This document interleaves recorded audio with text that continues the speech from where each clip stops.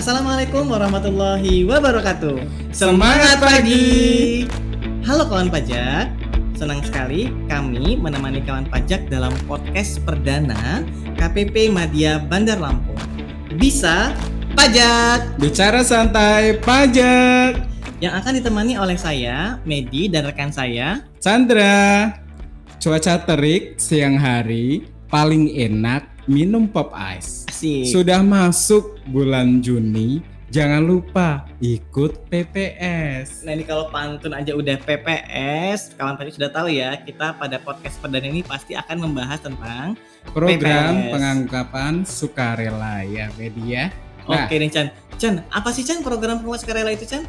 PPS atau program pengangkapan sukarela adalah sebuah pemberian kesempatan kepada wajib pajak untuk melaporkan atau mengungkapkan kewajiban perpajakan yang belum dipenuhi secara sukarela melalui pembayaran PPh berdasarkan pengungkapan harta.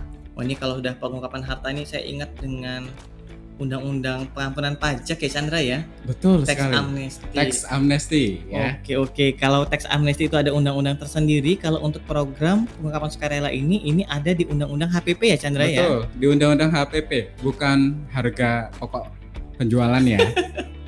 Tapi Undang-Undang Harmonisasi Peraturan Perpajakan. Nah, jadi kawan pajak pada podcast perdana ini kami akan membahas mengenai program pengungkapan sukarela.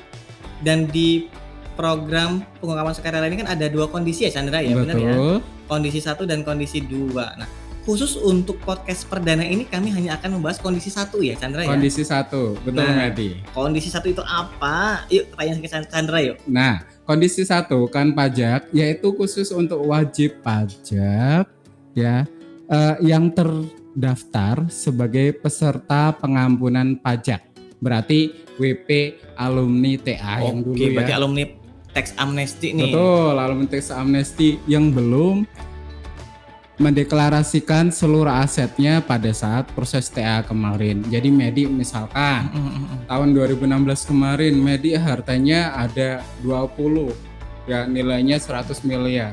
Ternyata setelah kita cek dicek lagi ternyata ada 10 lagi yang belum dilaporkan. Nah, ini kesempatan PPS ini silahkan dimanfaatkan oleh kawan pajak ya, oleh Medi untuk melaporkan harta yang belum dideklarasikan saat TA kemarin. Oh, berarti ini emang khusus kalau kondisi 1 ini di Undang-Undang HPP ya. Khusus untuk para alumni tax amnesty ya Chandra ya. Betul sekali. Oke, jadi bagi kawan pajak nih yang alumni tax amnesty dan ternyata ketika ikut tax amnesty kemarin masih ada harta yang belum diungkapkan, ini bisa nih memanfaatkan program pengungkapan sukarela sukarelanya. kondisi 1. Satu. Nah, tujuannya apa sih Chan? Ada PPS ini Chan? Nah, tujuan dari PPS sendiri ini kawan pajak yaitu adalah meningkatkan kepatuhan sukarela wajib pajak dan diselenggarakan berdasarkan asas kesederhanaan, kepastian hukum serta kemanfaatan. Wah ini mantap banget nih kalau dari tujuannya ya. Nah, kita mau masuk lebih detail nih Chandra. Kita kan fokusnya sekarang di kebijakan 1, maka kita akan bahas selain tadi sudah tahu ya kawan pajak ya, pesertanya itu adalah alumni tax amnesty. Berarti kalau alumni tax amnesty itu orang pribadi dan badan usaha ya Chandra? Betul sekali. Alumni tax amnesty yaitu adalah orang pribadi maupun badan usaha yang tentunya sudah ikut TA. Berarti sudah individu, dapat badan surat usaha keterangan gitu ya bisa. badan dan orang pribadinya ya, OP. Oke. Lalu kalau untuk pengungkapan hartanya itu sama dengan tax amnesty nggak Chan? Itu sampai dengan tahun 2015. Betul. Pengungkapan hartanya adalah harta per 31 Desember 2015 yang belum diungkapkan pada TA kemarin. Oh jadi Ya. benar-benar harta yang kelupaan diungkapkan ya. Oke, kita udah tahu nih pesertanya siapa. Terus hartanya itu basisnya dari tahun berapa ya. Nah sekarang yang paling menarik nih Chandra nih. Tarifnya berapa sih? Apakah sama dengan tax amnesty atau ada tarifnya berbeda nih? Baik. Dari TA kemarin tarifnya ada perubahan nih. Yang pertama tarifnya itu 11% untuk harta deklarasi luar negeri. Jadi kalau ada Medi, ada hartanya di luar negeri, silakan. Jika mau jadi kalau dideklarasikan, deklarasi itu berarti hanya dideklarasikan saja ya Chandra betul, ya? deklarasikan Hanya saja diungkapkan ya? masih hartanya masih di luar negeri ya. Oke. Itu tarifnya 11% ya kawan pajak. Nah, kategori kedua yaitu tarif 88%. 8%. Aduh, pleset ya. 8% untuk harta luar negeri repatriasi ya dan harta dalam negeri. Oh, jadi kalau harta dalam negeri kita ungkapkan 8%, atau harta luar negeri tadi kita bawa pulang ke Indonesia itu 8% ya Chandra ya? 100. Sip. Mantap. Oke. Yang kategori ketiga 6% untuk harta luar negeri yang sudah direpatriasi dan aset dalam negeri yang diinvestasikan dalam SBN ya atau produk lainnya ya. Ini seperti ada hilirisasi atau renewable energy. Ini mantap banget nih. Renewable energy atau hilirisasi ya. Jadi kawan pajak, tarif tadi diingat-ingat ya, 8% itu untuk yang diinvestasikan, baik harta yang di luar negeri dibawa kembali ke Indonesia lalu diinvestasikan, atau harta dalam negeri yang diinvestasikan. Lalu 8% untuk harta luar negeri yang dibawa kembali ke Indonesia atau repatriasi, dan harta dalam negeri yang diungkapkan. Lalu yang terakhir adalah 11% untuk harta yang dideklarasikan di luar negeri. Chandra, benar ya Chandra ya? Betul, betul. Ini kalau saya ngerti nih, insya Allah kawan pajak juga ngerti ini ya. Ya. Nah, lalu manfaatnya nih Chan? Nah, manfaatnya untuk kebijakan satu ini yang bagi alumni tax amnesty ya kan pajak. Yang pertama tidak dikenai sanksi sesuai pasal 18 ayat 3 Undang-Undang TA. Belibet terus dari tadi ya. Nah, yang kedua ini terkait perlindungan data. Nah, data di sini yaitu data atau informasi yang bersumber dari SPPH dan lampirannya yang diadministrasikan oleh Kementerian Keuangan ya atau pihak lain yang berkaitan dengan pelaksanaan Undang-Undang HPP ini tidak dapat dijadikan sebagai dasar penyelidikan, penyidikan dan atau penuntutan pidana terhadap Waduh, ini WP. mantep banget. Mantep nih banget kan? Yang pertama nih yang mantep nih. Tidak dikenai sanksi pasal 18 ayat 3 Undang-Undang Tax Amnesty. Ini kalau yang peserta TA pasti tahu nih. Sanksinya apa, kurang ungkap terkait dengan harta tax amnesty. Nah, yang kedua ini perlindungan data ya. Betul. Chandra ini keren banget. Oke, kita sudah masuk ke manfaatnya. Berikutnya adalah kalau kita tahu manfaatnya nih Chan, biar lebih ngerti ya, biar lebih meresapi ya. Ini apa sih Chan konsekuensinya kalau misalkan kita kurang ungkap nih pada kebijakan satu? Nah, misalkan ini kembali lagi contohnya contohnya aku ya. Bagi peserta TA, misalkan Medi ikut TA dalam hal ini sebagai wajib pajak orang pribadi ya. Nah, yang ikut kebijakan satu PPS, yang PPS ini kembali lagi kita ingatkan lagi ya media, itu paling lambat dapat dimanfaatkan 30 Juni 2022. Ya, kalau Ikris Dayanti bilang itu tinggal menghitung hari lagi ya. Asik. Nah, ini apabila masih terdapat harta yang belum dilaporkan ya, TWP tersebut kemudian DJP menemukan hartanya gitu ya. Dalam hal ini ada harta baru. Nah, ini nanti dikenakan tarif PP 36 2017. Nah, tarifnya itu apa saja? Pertama, 25% untuk badan. Waduh, mantap banget. Gede banget. Nah, 30% untuk orang pribadi. Waduh, ini kalau saya ini kalau kelewatan ungkap berarti 30% ya? Betul. Nah, yang terakhir 12,5% untuk WP tertentu. Oh, ini kayaknya untuk UMKM ya salah satunya ya? Iya, salah satunya UMKM.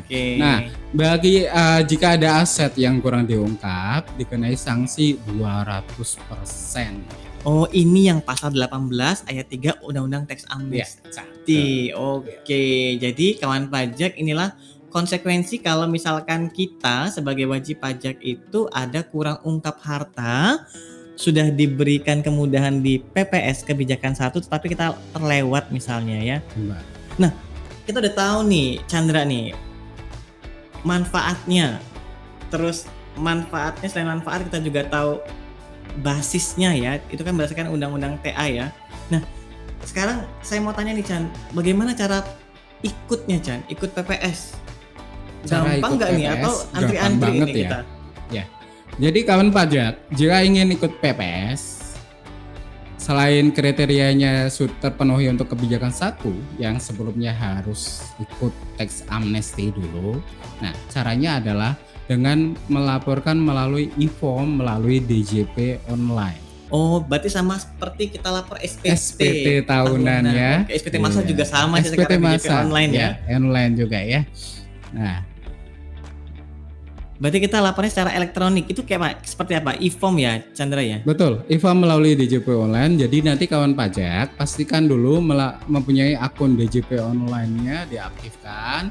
Nanti masuk buka menu pra pelaporan, menu lapor ya. Terus pilih PPS ya. PPS e-form ya, kita PPS download e-form. e-form ya. Berarti ini sama persis dengan kalau kawan pajak lapor SPT tahunan ya Chandra ya. Kita download dulu e-formnya, diisi lalu disubmit. Oke, berarti mudah banget. Mudah banget. Nah, ini biar kita nggak kelewat nih Chandra. Kelengkapannya ya. Iya, kelengkapannya Betul ini sekali. gimana Nah, ini? kelengkapannya yang jelas yang pertama adalah jika ada kurang bayarnya harus dibayar dulu nih Medi. Iya, basisnya tadi Harus ya. dibayar dulu dari harta itu ya. Oke, Kita hitung oke. Kita pilih pajaknya ya deklarasi ya, harus dibayar atau dulu. repatriasi atau investasi ya. Betul.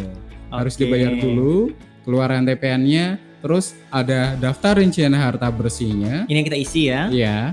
Daftar utangnya dan ada utang pernyataan. juga nih. Oke. Betul. Harta selain Pernyataan harta apa nih Chandra nih? gimana? Pernyataan apa? Nah, pernyataannya ada pernyataan repatriasi dan atau Repatriasi. investasi. Oke.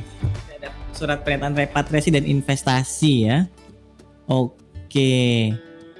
Nah, ini terakhir yang kita bahas nih kawan pajak di podcast kali ini adalah terkait dengan nilai harta bersih. Nah, kalau di Undang-Undang Tax Amnesty kan seingat saya ya Chandra ya, kita kan ada pengurangannya utang nih. Nah, utang itu ada batasnya. Nah, apakah kalau di Undang-Undang PPS kebijakan saat ini juga sama dengan Undang-Undang Tax Amnesty?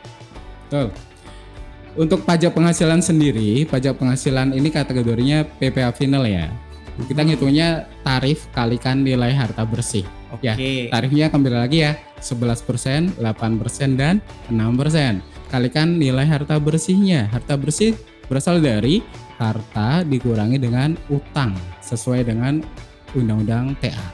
Oh, Kembali berarti lagi. kalau sesuai dengan Undang-Undang TA berarti kalau untuk individu atau orang pribadi itu maksimal 50%. 50%. Oke. Untuk WP badan Badan adalah usaha ya. 75%. Nah, ini diingat-ingat nih kawan pajak. Kalau kawan pajak ingin ikut kebijakan 1 dan ternyata harta itu masih ada utangnya, bisa dikurangkan 50% dan 75%.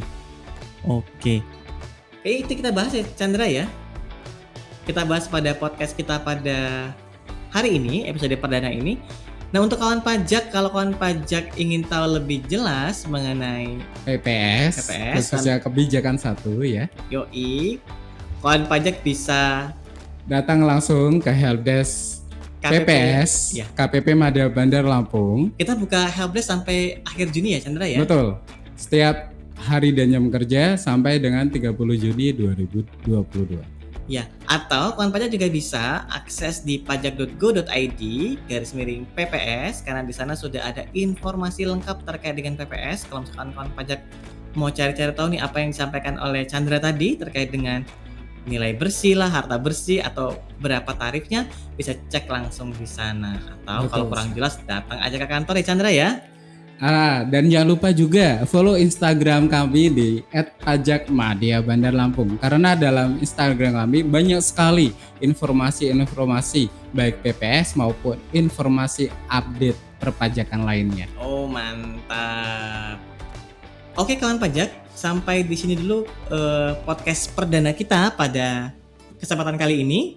Jangan lupa subscribe akun kami karena kami akan merilis podcast-podcast berikutnya, dan dalam waktu dekat kami juga akan merilis podcast kebijakan 2 PPS. Baik, demikian episode kita pada kali ini. Terima kasih sudah mendengarkan. Sampai jumpa. Assalamualaikum warahmatullahi wabarakatuh. Bisa pajak, bicara santai pajak.